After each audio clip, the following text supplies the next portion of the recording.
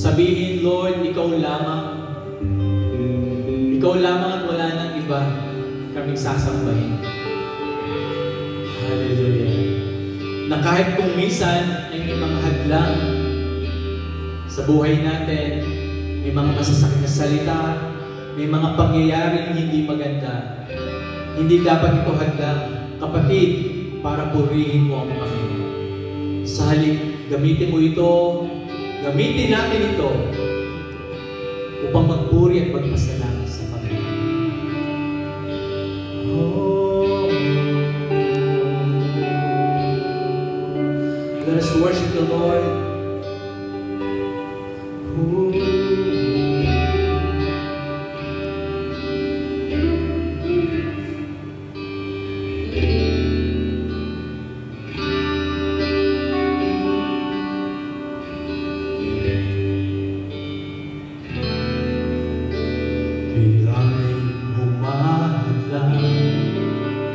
Na kita'y papurihan, mga pagsubok, bawat kabiguan. Ngunit ang biyaya mo ay sapat kailan pa man, marapat lang na kita'y papurihan.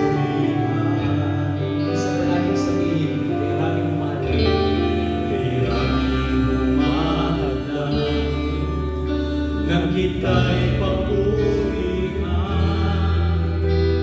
mga pagsubok, bawat kabiguan.